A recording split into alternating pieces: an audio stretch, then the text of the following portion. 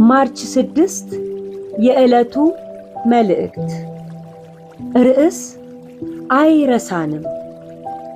ያዕቆብ ሆይ አንተም እስራኤል ባሪያዬ ነህና ይህን አስብ፣ እኔ ሰርቼሃለሁ።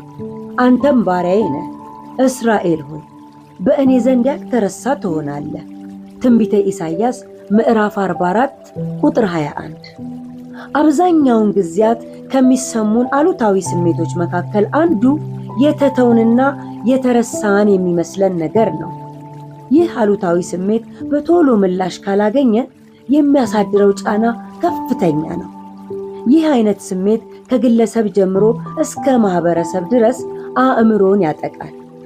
በዚህ ድባብ ውስጥ ካለን አምላክ ለኛ ምን አይነት ሐሳብ አለው? ምንስ ይናገረናል? በማለት መጠየቅ ይኖርብናል። እርሱ ደግሞ በእኔ ዘንድ ያልተረሳ ትሆናለህ የሚለውን አምላካዊ ቃሉን ይልክልናል። የእስራኤል ሕዝብ በባቢሎን የግዞት ቀንበር ስር በወደቁ ጊዜ ከሚያልፉበት አሰቃቂ መከራ የተነሳ ለእነርሱ ማንም እንደማያስብላቸውና እንደማይደርስላቸው ቆጥረው ነበር። እንደዚህ አይነት ሐዘን ለምን ተሰማቸው ማለት አንችልም። የሚያልፉበት መከራ ከባድ መሆኑ ይታወቃልና። ሆኖም ለመከራቸው የደረሱበት ድምዳሜ ግን በእግዚአብሔር ላይ የነበራቸውን ተስፋ ያስጣለ ነበር። ለዚህም ነው እግዚአብሔር በነቢያቶቹ በኩል ሆኖ እኔ አልረሳችሁም እያለ ደግሞ ደጋግሞ የተናገራቸው።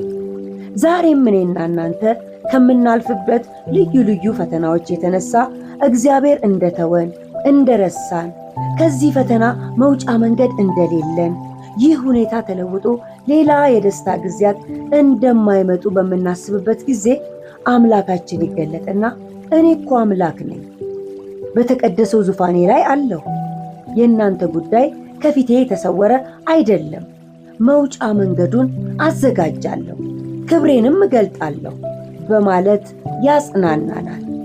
እንግዲህ የተተውንና የተረሳን የመሰለንን አሉታዊ ስሜት ትተን እግዚአብሔር በቅዱስ ቃሉ በኩል በእኔ ዘንድ ያልተረሳ ትሆናለህ ያለንን ቃል እንመን።